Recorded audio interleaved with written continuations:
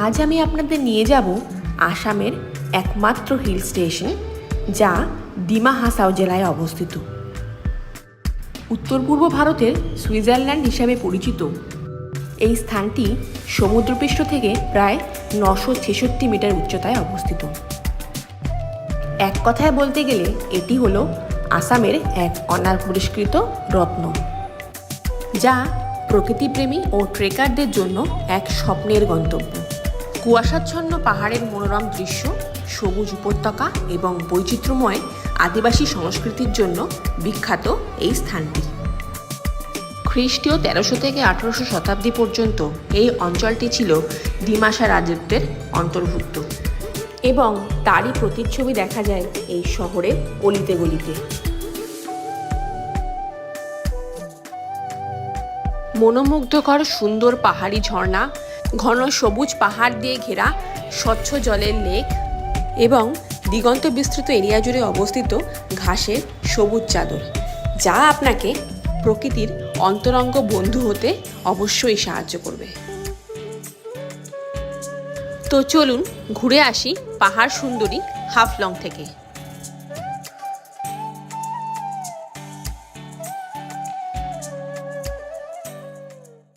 আমার হাজব্যান্ডের চাকরি সূত্রে আমরা রিসেন্টলি আসামের শিলচরে ট্রান্সফার হয়েছি। শিলচর থেকে হাফলংয়ের ডিস্টেন্স 81 কিলোমিটার, সময় লাগে 3.5 ঘন্টা মতো। আমি আপনাদের সুবিধার্থে স্ক্রিনে আমাদের রুট ম্যাপটা দিয়ে দিলাম, আপনারা চাইলে দেখে নিতে পারেন। ভোর 6:30 নাগাদ আমরা আমাদের গাড়ি নিয়ে বেরিয়ে পড়লাম হাফলংয়ের উদ্দেশ্যে এবং শিলচর মেন সিটি থেকে বেরিয়ে ক্লক টাওয়ারের পাশ দিয়ে NH 54 ধরে আমরা এগোতে থাকলাম। যেহেতু নর্থ ইস্ট, তাই এখানে সারা বছরই একটু আধটু বৃষ্টি লেগেই থাকে। পরিষ্কার পিচের রাস্তা এবং তার সাথে রাস্তার দুধারে এত সবুজ চা বাগান আর সামনের পাগল করা ভ্যালি ভিউ দেখে মনটা বারবারই চাইছিল নিচে নেমে একটু প্রকৃতিটাকে উপভোগ করি। আপনারাই বলুন না, এত সুন্দর সিনিক বিউটি যদি চোখের সামনে দেখতে পান, তাহলে আপনাদেরও কি মন চাইবে না প্রকৃতির এই অকৃপণ সৌন্দর্যকে আস্ফালন করতে? আমারও ঠিক সেরকমই হয়েছিল। শহরের কোলাহলপূর্ণ জীবন ছেড়ে বেরিয়ে একদিন মুক্ত পাখির মতো ডানা মেলে উড়ে বেড়ানোর যখন সুযোগ পেয়েছি, সেটাকে কি আর হাতছাড়া করা যায় বলুন তো? আর এইভাবেই পাহাড় আর মেঘেদের খেলা দেখতে দেখতে কখন যে আমরা আমাদের ডেস্টিনেশনে পৌঁছে গেলাম টেরই পেলাম না। আপনারা যদি কলকাতা থেকে হাফলং ঘুরতে আসতে চান, তাহলে একটি ডাইরেক্ট ট্রেন রয়েছে। এটি হলো শিলচর কাঞ্চনজঙ্ঘা এক্সপ্রেস। সোম, বুধ এবং শনিবার শিয়ালদা থেকে সকাল 6:50-এ ছেড়ে তার পরের দিন সকাল 9:20-তে নিউ হাফলংয়ে এসে পৌঁছায়।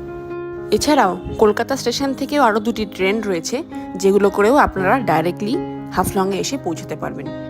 নিউ হাফলং স্টেশনটা দেখুন কেমন ছবির মতো সুন্দর, আশপাশটা পাহাড় দিয়ে ঘেরা আর মাঝখান দিয়ে রেলের ট্র্যাকগুলো গেছে। এই নিউ হাফলং স্টেশন থেকে মেইন সিটিটা কিন্তু 8 কিলোমিটার দূরে। স্টেশন থেকে বাইরে বেরিয়ে আপনারা অটোর অপশন পেয়ে যাবেন। এছাড়াও এখান থেকে বাস সার্ভিসও রয়েছে, যেটি সারাদিনে একবার কি দুবার ছাড়ে স্টেশন থেকে। আমরা আমাদের গাড়ি নিয়ে ঘন্টা 3-এর মধ্যেই হাফলং বাজারে এসে পৌঁছাই। হাফলং বাজারে ঢুকতেই একটি গেস্ট হাউস রয়েছে, যেটি হলো agriculture guest house. Haflong post অফিসের ঠিক অপোজিটেই রয়েছে এই গেস্ট হাউসটি।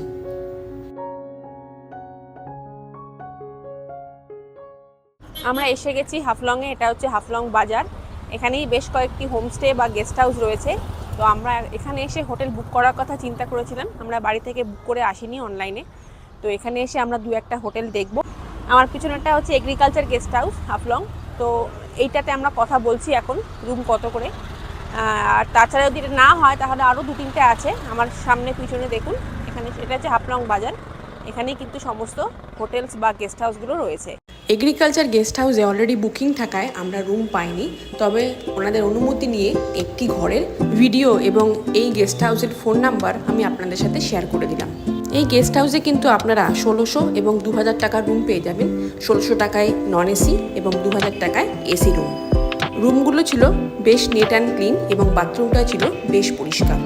তো এখানে রুম না পাওয়ায় আমরা হাফলং লেক ধরে সোজা এগোতে থাকি আরও সামনের দিকে, এবং কিছুটা দূর এগোতেই আমরা পাই আই লাভ হাফলং এই সেলফি পয়েন্টটা। এর গা বরাবর সামনের দিকে কিছুটা হেঁটে গেলেই আপনারা পেয়ে যাবেন হাফলং ইস্কন। ওই ইস্কনের ঠিক পাশেই রয়েছে খনজাই অটো স্ট্যান্ড। এই খনজাই অটো স্ট্যান্ডের গা বরাবর সোজা এগিয়ে গেলেই আপনারা দেখতে পাবেন একটি গেস্ট হাউস, যেটি হলো আপনা ঘর গেস্ট হাউস।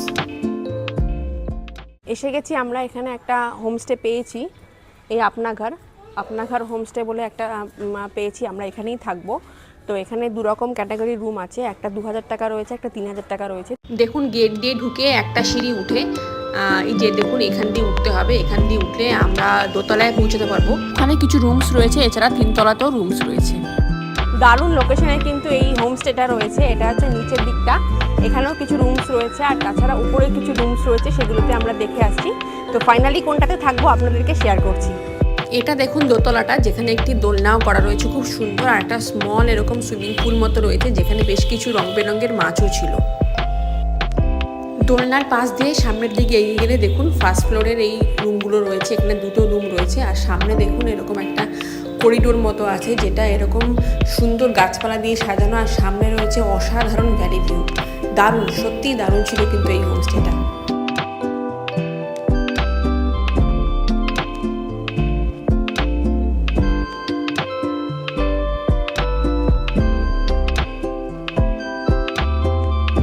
আমরা 3 তলায় মানে সেকেন্ড ফ্লোরে রুম নিয়েছিলাম। দেখুন এই সিঁড়ি দিয়ে উঠে যেতে হয়, বেশ সুন্দর সাজানো গোছানো। দেখুন বাইরেটাই খুব সুন্দর, আর ভেতরটা তো আরও সুন্দর। দেখুন এই রুমটার ভাড়া ছিল 2000 রুপিস পার ডে। এটাই কিন্তু এসি রুম, এদের সবকটাই এসি রুম। এখানে ডাবল বেড রয়েছে, একটা টিভি, একটা সোফা মতন করা রয়েছে, আর ওইদিকে রান্নাঘরও রয়েছে। মানে আপনারা চাইলে কিন্তু টুকটাক কিছু খাবার বানিয়েও খেতে পারেন। এদের কিন্তু ইনহাউস রেস্টুরেন্ট ফেসিলিটি নেই। এটা দেখুন সেকেন্ড ফ্লোর মানে 3 তলা, যেখানে আমরা রুম নিয়েছিলাম। দেখুন ওপরটা উঠে এসেছি আমরা, কতটা সুন্দরভাবে সাজানো হোমস্টেটা, আর তার সাথে সাথে এত অসাধারণ পাগল করা ভিউ। হোমস্টের ব্যালকনি থেকে যদি এত সুন্দর একটা ভিউ পাওয়া যায়, তাহলে আপনারাই বলুন না, মনের কোনায় যদি একটু মাত্র দুঃখ থাকে, তাহলে এক নিমেষে সেটা গায়েব হয়ে যাবে কিনা।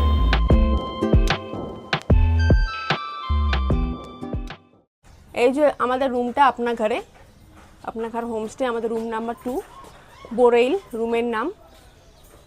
এই যে রুমটা, চলুন আপনাদের একবার দেখিয়ে দিই কীরকম।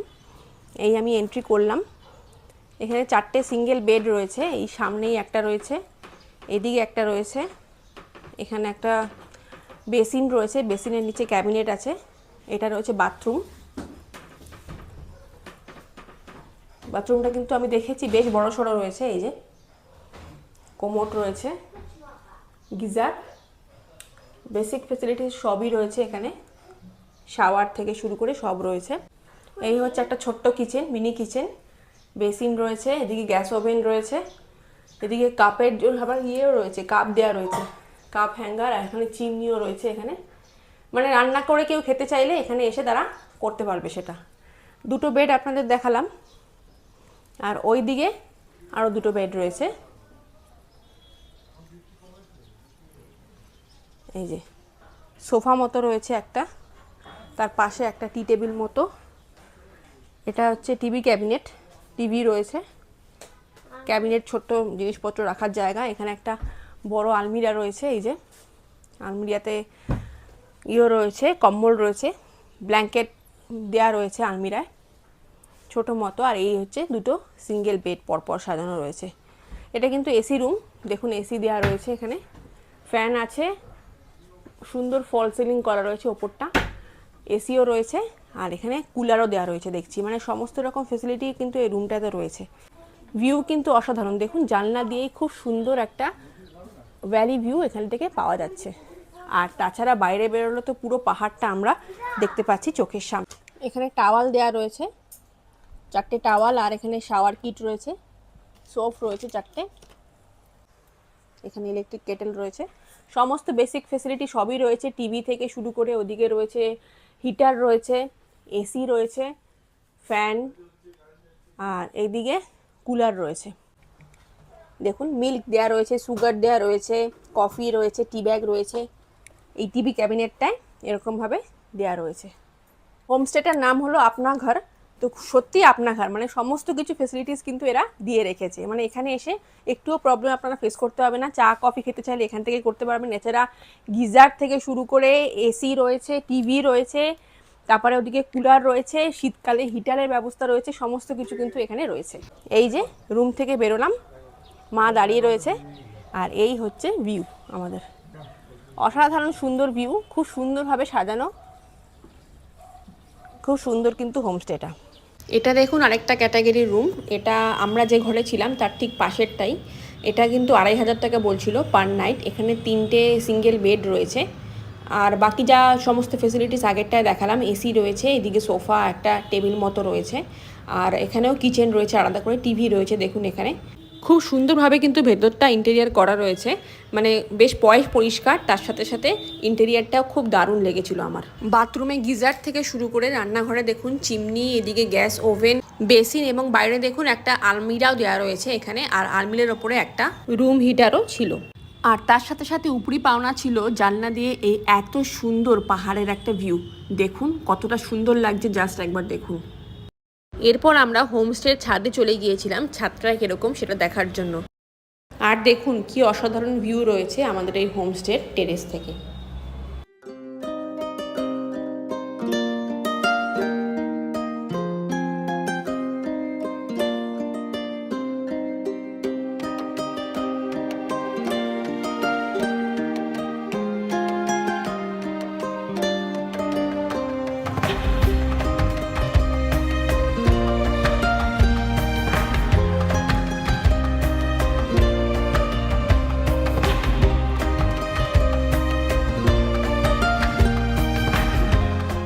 তো আশা করছি এই একটা দিন আমাদের এই হাফলংয়ে এই হোমস্টেটায় খুব সুন্দরই কাটবে। তো চলুন এখন আমরা ফ্রেশ হয়ে নিই, তারপরে আমরা বেরোবো কিছু খেয়ে, মানে ব্রেকফাস্ট করে তারপরে আমরা বেরোবো সাইট সিন করতে। তো এখানে কিন্তু অটো অ্যাভেলেবেল রয়েছে লোকাল সাইট সিনের জন্য। তো আমরা হোটেলেও কথা বলে দেখলাম, ওদেরও অটোর নাম্বার রয়েছে, আমরা চাইলে এখান থেকে অটো নিয়ে যেতে পারি, অথবা রাস্তায় বেরোলেই অটোর অনেক অপশান রয়েছে, অটো নিয়ে আমরা চলে যেতে পারি হাফলংয়ের লোকাল সাইট সিনগুলো করতে। আমাদের হোটেল থেকেই হাফলং শহরটা ঘুরে দেখার জন্য অটো ঠিক করে দিয়েছিল, এবং এই অটোটি আমাদের 1500 টাকা নিয়েছিল। আপনারা চাইলে হাফলং শহরের বেশ কিছু জায়গা কিন্তু পায়ে হেঁটেই ঘুরে দেখতে পারেন।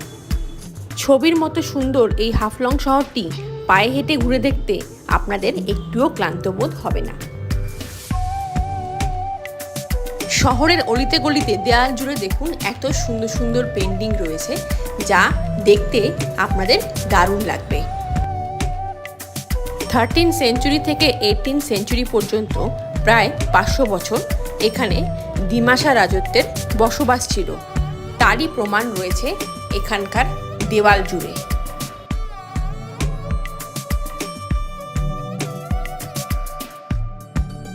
এই স্ট্যাচুটি হল বীর দিমালিক খেমপ্রাইয়ের, যিনি দিমাসা রাজত্বের এক অন্যতম প্রধান সেনাপতি ছিলেন।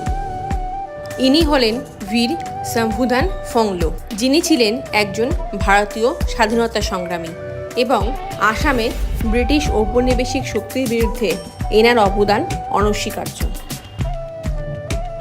আদিবাসী অধ্যুষিত ডিমা হাসাও জেলাতে ডিমাসা, খাসি, কুকি, জেনে এই সমস্ত জনগোষ্ঠীর পাশাপাশি লক্ষ্য করা যায় অনেক বাঙালি জনগোষ্ঠীর উপস্থিতি। 2011 সালের সেন্সাস রিপোর্টে উঠে এসেছে এই হাফলংয়ে বাংলা ভাষায় কথা বলা জনগোষ্ঠীর সংখ্যা সবচেয়ে বেশি। প্রথমেই আমরা চলে এলাম হাফলং ক্যাথলিক চার্চের সামনে। চার্চের ঠিক পাশেই রয়েছে হাফলং ডন বস্কো স্কুল।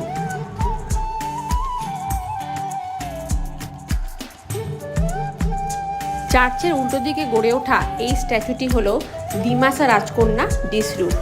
রাজকুমারী ডিসরুকে দিমাসা অফ পায়োনিয়ার হ্যান্ডলুমও বলা হয়ে থাকে, কারণ দিমাসা ট্রাইবদের কালচারাল ডেভেলপমেন্টে এই ডিসরুর ভূমিকা ছিল অত্যন্ত গুরুত্বপূর্ণ।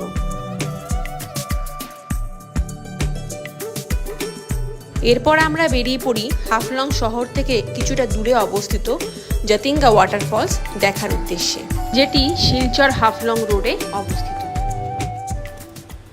এই অটোটা করে আমরা ঘুরছি হাফলংয়ের সাইট সিন। এখন আমরা প্রথমটাই যাচ্ছি জাতিঙ্গা ওয়াটারফলস। এটার রাস্তা কিন্তু খুবই বাজে, মানে বৃষ্টি হলে তো আরও বাজে অবস্থা হয়ে যায়, রাস্তায় পুরো কাদা ভরা। তবে আমাদের এই যে ড্রাইভার দাদা, অটো ড্রাইভার দাদা খুবই ভালো। আমাদের একবারও বলেনি যে ওই জায়গায় যাওয়া যাবে না, আমাদের নিয়ে যাচ্ছে। তো এখনও পৌঁছাতে পারেনি, আমরা দাঁড়িয়ে রয়েছি রাস্তায়। পৌঁছে আপনাদের দেখাচ্ছি ওয়াটারফলসটা কেমন দেখতে। হাফলং থেকে মাত্র 15 কিলোমিটার দূরে অবস্থিত এই জাতিঙ্গা ওয়াটারফলস, কিন্তু যাওয়ার রাস্তাটা এতটাই এবড়ো খেবড়ো এবং বর্ষাকালে বৃষ্টির পর এই রাস্তার অবস্থা আরও বেহাল হয়ে যায়। এত সুন্দর একটা ওয়াটারফলস দেখার লোভ আমরা আর সামলাতে পারেননি, সেই জন্য আমরা পুরোটা গিয়েছিলাম। আপনাদের সাথে যদি কোনো বাচ্চা বা বয়স্ক মানুষজন থাকেন তাহলে আপনাদের এই জায়গায় না যাওয়াই ভালো, বিশেষ করে বর্ষাকালে। শীতকালে কিন্তু আপনারা অনায়াসেই এখান থেকে ঘুরে আসতে পারেন। এসে গেছি আমরা জাতিঙ্গা ওয়াটারফলসের সামনে। এই হচ্ছে ফলস, নিচে একটু এগিয়ে মানে এই গেট দিয়ে ঢুকে আমাদের যেতে হবে। এখানে টিকিট কাউন্টার রয়েছে, 45 করে পার পারসন টিকিট চার্জ। তো আমরা এখন এখান দিয়ে যাব। রাস্তা কিন্তু প্রচণ্ড খারাপ, এখানে পুরোটা কাদা, মানে বৃষ্টি হয়েছে এখন হাফলংয়ে, সেই জন্য পুরোটা একদম কাদা, মানে খুবই খারাপ অবস্থা রাস্তা। তাও আমরা এসছি, অটোওয়ালা আমাদের নিয়ে এসেছে। এতটা দূরে এসছি আমরা দেখবো না, সেই কারণে আমরা এসেছি দেখার জন্য। এই সিঁড়ি দিয়ে ওপরে উঠে যাবো আর ফলসটা দেখবো কীরকম লাগছে সুন্দর। চলুন আমরা এগিয়ে যাই।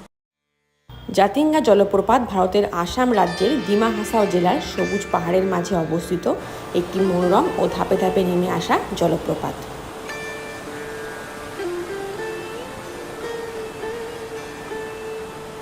এই সিঁড়ি দিয়ে ওপরে উঠে যেতে হবে আর সামনে একটা হ্যাঙ্গিং ব্রিজ দেখতে পাচ্ছি, এখন একটা এই ব্রিজে দাঁড়িয়ে আমাদের ফলসটা দেখতে হবে। দেখুন, এই হলো সেই হ্যাঙ্গিং ব্রিজ যেখানে দাঁড়িয়ে আমরা ফলসটিকে খুব সুন্দরভাবে দেখতে পাবো। দেখুন, এরকম একটা হ্যাঙ্গিং ব্রিজ করা রয়েছে। আমি এখন দাঁড়িয়ে রয়েছি জাতিঙ্গা ওয়াটারফলসের সামনে। এই যে জলের স্রোত নিশ্চয়ই আপনারা শুনতে পাচ্ছেন। এই যে দেখুন আমার পিছনে এই ফলসটা, আর ব্রিজটা কিন্তু হ্যাঙ্গিং, যেহেতু এই যে হাঁটছি মানে দুলছে, কিন্তু কাঁপছে ব্রিজটা। এবার দেখুন ফলসটা, 3টে ধাপে এখানে জল পড়ছে, ওপর থেকে নেমে এসে এটাতে আবার এটাতে। খুব সুন্দর লাগছে দেখতে।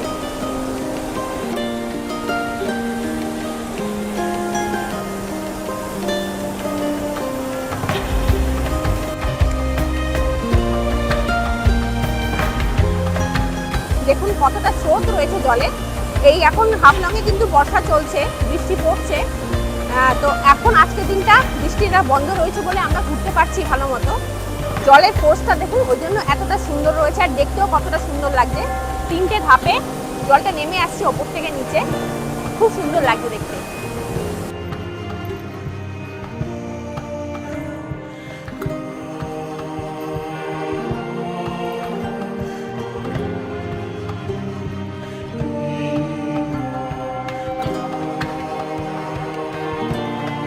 সিঁড়িতে ওঠার আগে দেখুন এরকম রেলিং করা রয়েছে, যেখান থেকেও কিন্তু খুব সুন্দরভাবে নিচের ভিউটা পাওয়া যাচ্ছে ফলসে।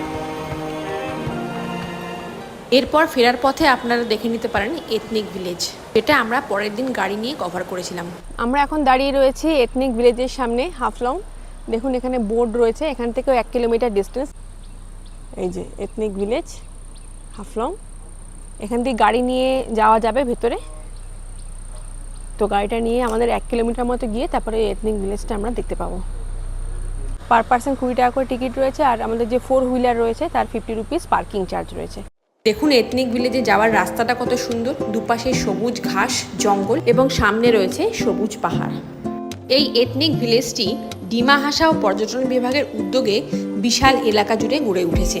উত্তর পূর্ব ভারতে বসবাসকারী বিভিন্ন জাতি গোষ্ঠীর জীবনযাপন এই গ্রামটিতে ফুটিয়ে তোলা হয়েছে। এটা দেখুন কত বড় একটা স্টেজ মতো করা রয়েছে, এবং ভেতরটা কিন্তু পুরোটা বাঁশ দিয়ে তৈরি করা। কত সুন্দরভাবে দেখুন ভেতরটা তৈরি করা রয়েছে, এবং অনেকগুলো মানুষের আসন এখানে বানানো রয়েছে। যখন কোনো কালচারাল প্রোগ্রাম হয় তখন অনেক মানুষ একসাথে বসে দেখে, সেটাই একটা এখানে মডেল তৈরি করা রয়েছে।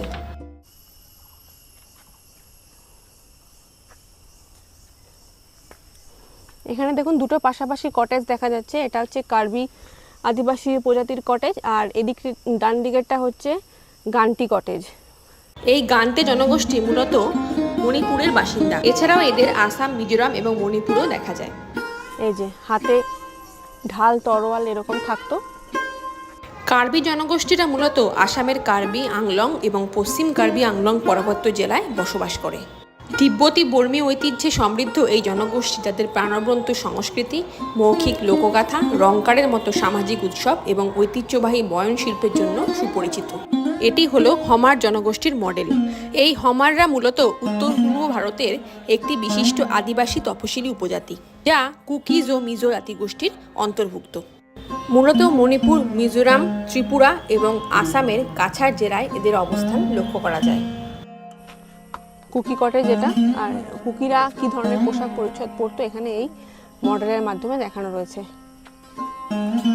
নর্থ ইস্ট ইন্ডিয়াকে one of the most cultural diverse region of the world বলে গণ্য করা হয়।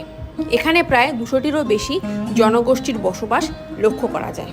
এদের পোশাক পরিচ্ছদ, খাদ্যাভ্যাস, বসবাস এবং সাংস্কৃতিক ঐতিহ্য এই অঞ্চলকে সমৃদ্ধ করেছে। আসামে প্রায় 16টি জনগোষ্ঠী বসবাস করে এবং বোরো জনগোষ্ঠী হলো এখানকার প্রধান জনগোষ্ঠী। এরা হলো খেলমা উপজাতি, যারা সাকাচেপ নামেও পরিচিত। এরা উত্তর পূর্ব ভারতের আসামে মূলত ডিমা হাসাও এবং কাছাড় জেলায় অবস্থান করে।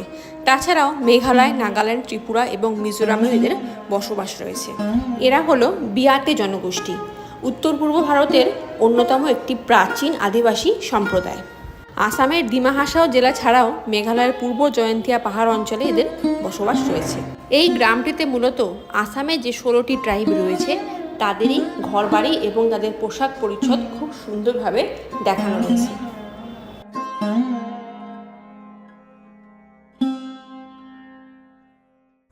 এখন আমরা এসে গেছি বার্ড ওয়াচ টাওয়ার জাতিঙ্গা। এইটি জাতিঙ্গা বার্ড ওয়াচ টাওয়ারের সামনে আমরা এসে গেছি এখন। এখানে কিন্তু শীতকালে বিভিন্ন ধরনের পাখিরা আসে শীতের সময়, আর এখন একটু গরমের টাইম, একটু বর্ষার টাইম, এখন একটু পাখি কমই দেখা যাবে, তবে বেশ কিছু পাখি আমরা দেখতে পাবো এখানে। এই যে এখানে যাচ্ছি আমরা, এখানে খাওয়ার ব্যবস্থা রয়েছে, ব্রেকফাস্ট, লাঞ্চ, ডিনারের। জাতিঙ্গা বার্ড ওয়াচিং সেন্টার দেখুন লেখা রয়েছে। ওইখান থেকে আমরা উঠে এলাম, যাই দেখি কীরকম কি এখানে দেখার জিনিস রয়েছে। দেখুন এরকম সিঁড়ি করা রয়েছে, নর্মাল প্লেন সিমেন্টের সিঁড়ি, যেতে কোনো রকম অসুবিধা হবে না। দেখুন এই বার্ড ওয়াচিং সেন্টারে ঢোকার মুখে কতটা সুন্দর লাগছে। এখানে প্রকৃতিটা পুরো সবুজে ঘেরা প্রকৃতি, একদম ছবির মতো সুন্দর। জাতিঙ্গা ভ্যালিতে অবস্থিত এই বার্ড ওয়াচিং সেন্টারটি কিন্তু একটি রহস্যময় জায়গা নামে পরিচিত। এই জায়গাটিকে বার্ড সুইসাইড পয়েন্টও বলা হয়ে থাকে, কারণ একসময় কোনো এক অজানা কারণে রাতের অন্ধকারে শয়ে শয়ে পাখি এইখানে এসে সুইসাইড করত। বহু বছর আগে বর্ষার পরবর্তী সময়ে, মানে অগস্ট সেপ্টেম্বর মাসে যখন ঘন কুয়াশা থাকতো, তখন বহু মাইগ্রেটরি বার্ডস এখান দিয়ে যাতায়াত করার সময় ঘন কুয়াশার ফলে কিছু দেখতে পারতো না এবং তখন তারা পাহাড়ের গায়ে ধাক্কা লেগে মাটিতে পড়ে গিয়ে মারা যেত। ওখানকার গ্রামবাসীরা এগুলো লক্ষ্য করে আলো জ্বালিয়ে রাখত এবং এর ফলে সেই পাখিগুলো ঘন কুয়াশা এবং ওই আলোয় চোখে কিছু না দেখতে পেয়ে ওই ট্র্যাকের মধ্যে, মানে জালের মধ্যে ধরা পড়তো। পরবর্তীকালে পাখি বিশারদরা এই সমস্ত গ্রামবাসীদের বুঝিয়েছেন এবং এই ধরনের অমানবিক কাজকর্ম করতে বিরত থাকতে বলেছেন। তারপর থেকে এই জায়গাটি বার্ড ওয়াচিং সেন্টার বা ভ্যালি ভিউ পয়েন্ট নামেই পরিচিত। শীতকালে বিভিন্ন ধরনের পরিযায়ী পাখি এখানে দেখতে পাওয়া যায়। এবার চলুন আমাদের অটো ড্রাইভার দাদার সাথে আপনাদের একবার আলাপ করিয়ে দিই। भैया आपका नाम और नंबर बता दीजिए थोड़ा। मेरा नाम Projen Strongpang, Haflong auto rickshaw welfare association का वाइस प्रेसिडेंट है। अच्छा, मैं अभी तो फोन नंबर थोड़ा बता दीजिए हम। मेरा फोन नंबर 9678462858। ओके, দেখুন বন্ধুরা, আমরা এই অটোটা করে ঘুরছি হাফলং, লোকাল হাফলং। যদি আপনারা কেউ হাফলংয়ে আসেন আর লোকালভাবে ঘুরতে চান তাহলে কিন্তু এই দাদার সাথে কন্ট্যাক্ট করতে পারেন। দাদা কিন্তু খুব সুন্দর, ভালো মনের মানুষ এবং ভালোভাবে ঘুরিয়ে দেন। খুব সুন্দরভাবে কিন্তু উনি আমাদের ঘুরিয়েছেন, তো আপনারা চাইলে কিন্তু এনার সাথে কন্ট্যাক্ট করতে পারেন।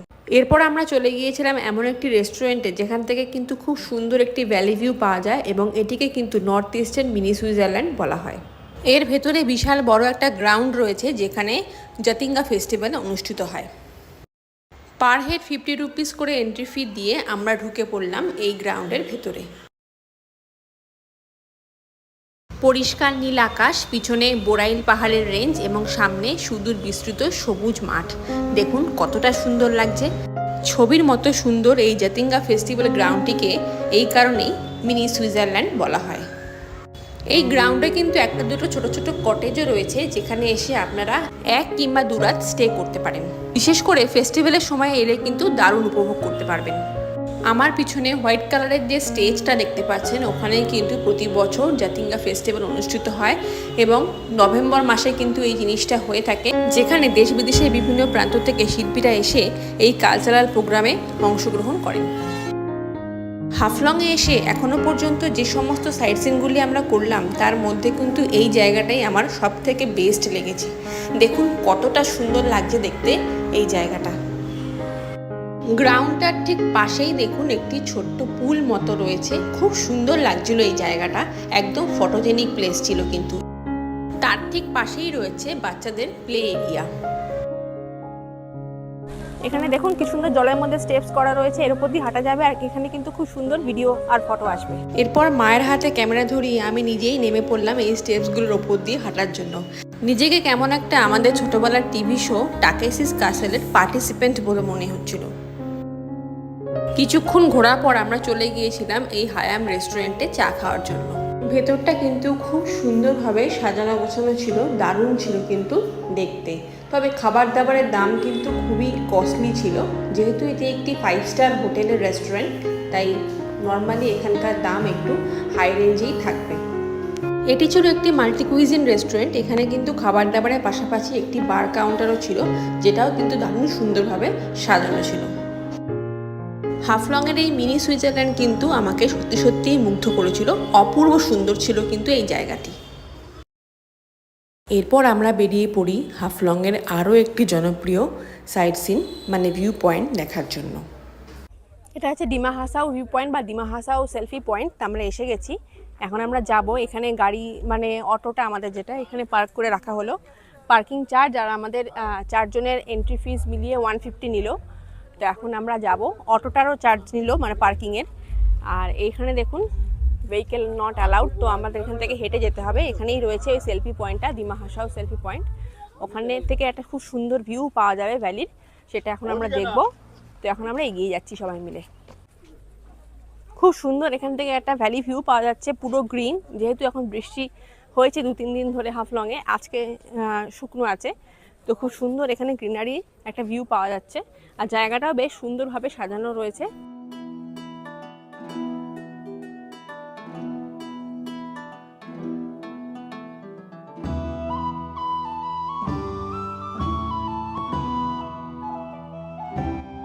ওই যে দূরে সেলফি পয়েন্টটা দেখা যাচ্ছে, আই লাভ ডিমা হাসাও।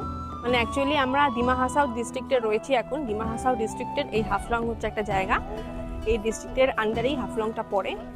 তো এখানে একটা খুব সুন্দর পয়েন্ট করা রয়েছে, যেখানে উঠে মানুষ ভিডিও ফটো এই সমস্ত নেয়। দেখুন এরকম সিঁড়ি মতো করা রয়েছে, এখানে উঠে ফটো ভিডিও আপনারা নিতে পারেন। আর এখান থেকে ভিউটা জাস্ট অসাধারণ রয়েছে, পুরোটা ভ্যালি ভিউ পাওয়া যাচ্ছে।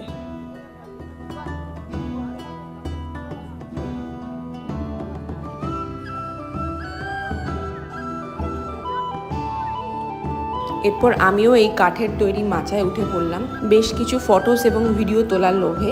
আর দেখুন একবার এই জায়গা থেকে জাস্ট ভ্যালিটা কতটা সুন্দর লাগছে দেখতে, মনে হচ্ছে যেন প্রকৃতির আরও কাছে চলে গেলাম। অপূর্ব সুন্দর কিন্তু এই জায়গাটা।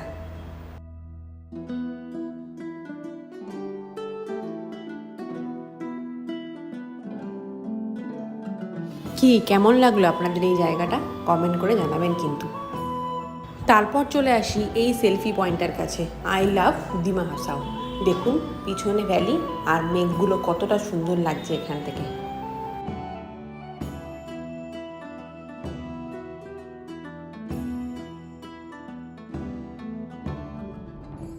এই ভিউ পয়েন্টে কিন্তু একটা ফুড কোর্টও ছিল এই ভ্যালির একদম ধার ধরে।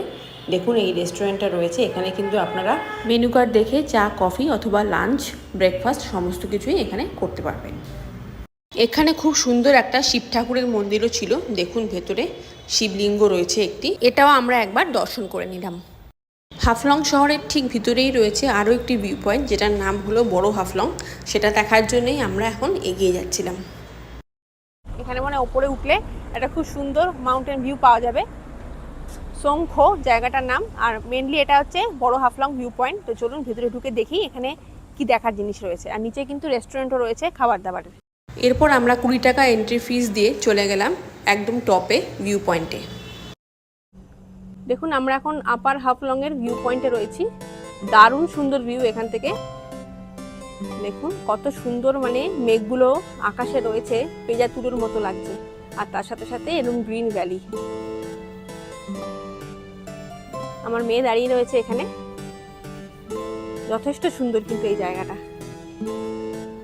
পাহাড় এবং ভ্যালি ভিউর সাথে এখান থেকে কিন্তু নিউ হাফলং স্টেশনের কিছুটা পার্টও এখান থেকে দেখা যাচ্ছে। দেখুন সোজা, আপনারা ক্যামেরা দেখতে পাচ্ছেন কিনা জানি না, আমরা খালি চোখে দেখতে পেয়েছিলাম। এখানেই আমরা লাঞ্চটা সেরে নিয়েছিলাম। মিল্ক টি নিয়েছিলাম আর চাউমিন নিয়েছিলাম, মিক্স চাউমিন। খাবার দাবার কিন্তু বেশ ভালোই ছিল। আর চাউমিন কিন্তু 2 প্লেট নিয়েছিলাম, পার প্লেট 180 করেছিল, এবং যে মিল্ক টি নিয়েছিলাম সেটা কিন্তু 40 রুপিস করে ছিল। এরপর আমরা চলে গিয়েছিলাম ওই দিনে শেষ ভিউ পয়েন্ট দেখার জন্য, যেটি হলো হাফলং সার্কিট হাউস। আমরা এখন দাঁড়িয়ে রয়েছি সার্কিট হাউসের সামনে, হাফলং। এটা হচ্ছে গেট। আর এখানের টাইমিংটা একবার দেখিয়ে দিই আপনাদের।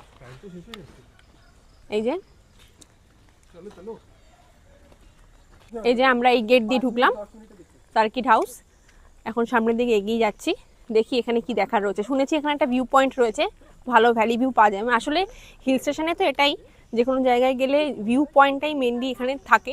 পাহাড়ের কেমন ভিউ রয়েছে ওখান থেকে সেটা দেখার জন্য। তো দেখে আসি এখানে সার্কিট হাউসে কিরকম ভিউ রয়েছে ভ্যালির। কত সুন্দর লাগছে সামনের মেঘটা। এটা হচ্ছে circuit house হাফলংয়ের, Dima Hasao district Haflong. সুন্দর সিঁড়ি করা রয়েছে, ধাপ ধাপ করা। এখান থেকে রেলের যে ব্রিজটা রয়েছে, যে ব্রিজের ওপর দিয়ে ট্রেন যায়, সেটা একটা খুব সুন্দর ভিউ রয়েছে উইথ ভ্যালি। আমরা এখন রয়েছি সার্কিট হাউসে। পিছনে রয়েছে সার্কিট হাউসের বিল্ডিংটা, যেটা আপনাদের দেখালাম। আর সামনে থেকে দেখুন দারুণ সুন্দর একটা ভিউ রয়েছে, ভ্যালি ভিউ রয়েছে। আর তার সাথে সাথে দেখুন একটা সাদা রঙের এরকম ব্রিজ দেখতে পাচ্ছেন। ওটা হচ্ছে ওই ব্রিজ দিয়ে ট্রেন যায়, ওটা রেল ব্রিজ। গুয়াহাটি হাফলং যে ট্রেনটা, সেটা এই ব্রিজের ওপর দিয়ে যায়। যখন যায় সে সময় আপনারা আসলে ট্রেনটা পুরোটা দেখতে পাবেন। আর এখান থেকে খুব সুন্দর ভ্যালি ভিউ রয়েছে। এখন আমরা সানসেটের সময় এসেছি। এখান থেকে সানসেট দেখা যায় না যদিও, কিন্তু এই ভিউটা পাওয়া যায়। ভ্যালির সাথে সাথে এরকম রেল ব্রিজের ভিউটা খুব সুন্দর পাওয়া যায়।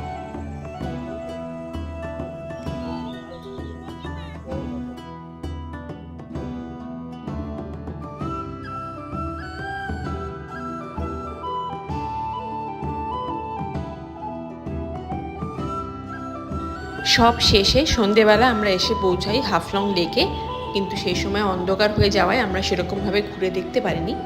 তবে নেক্সট ডে আমাদের হাতে টাইম থাকায় আমরা আবার চলে গিয়েছিলাম এই লেকে। হাফলং লেকের কাছে একটি ছোট্ট গুরুদ্বারা রয়েছে, এবং তার ঠিক পাশেই রয়েছে একটি পাঞ্জাবি পরাঠা হাউস।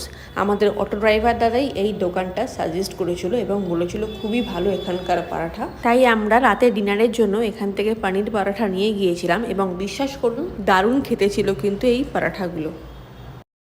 পরের দিন সকালবেলা আমরা হোটেল থেকে চেক আউট করে চলে আসি হাফলং বাজারে আই লাভ হাফলং এই সেলফি স্ট্যান্ডের সামনে, এবং সেখানে একটা ছোট্ট দোকান থেকে ব্রেকফাস্ট করে নিই, আলু পরাঠা এবং ঘুগনির তরকারি। খুবই টেস্টি ছিল কিন্তু এই পরাঠাগুলো। তারপর সোজা চলে আসি হাফলং লেকে। হাফলং লেক হলো আসামের একমাত্র মনোরম প্রাকৃতিক পাহাড়ি লেক। সমুদ্রপৃষ্ঠ থেকে 1683 ফুট উচ্চতায় অবস্থিত এই হ্রদটি রাজ্যের অন্যতম বৃহত্তম প্রাকৃতিক জলাশয়, এবং এটি শহরের প্রধান বিনোদন ও দর্শনীয় স্থান হিসাবে পরিচিত। এখন চলে এসেছি আমরা হাফলং লেকে। এটাই হচ্ছে হাফলংয়ের মেইন আকর্ষণ। কি সুন্দর রাউন্ড মতো করা রয়েছে এটা, এখান দিয়ে একজনের বেশি যেতে পারবে না। দেখুন এটা একটা হ্যাঙ্গিং ব্রিজ রয়েছে, যখন চলবো এটা কিন্তু দুলবে।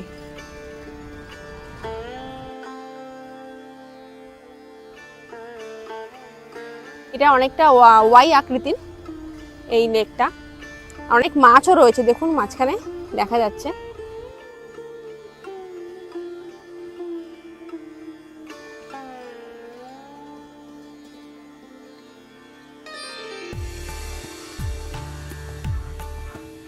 এরপর আমরা নেমে পড়ি হাফলং লেকে বোটিংয়ের জন্য। এখানে বোটিং চার্জ কিন্তু পার পারসন 50 রুপিস করে।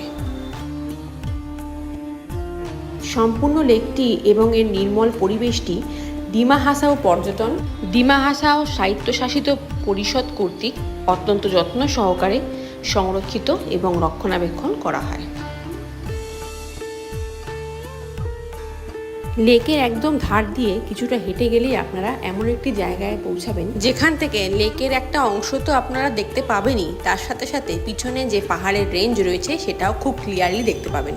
আমরা যখন গিয়েছিলাম তখন আকাশটা ক্লাউডি থাকায় কিছু দেখা যায়নি, কিন্তু এখান থেকে দারুণ সুন্দর একটি মাউন্টেন ভিউ পাওয়া যায়।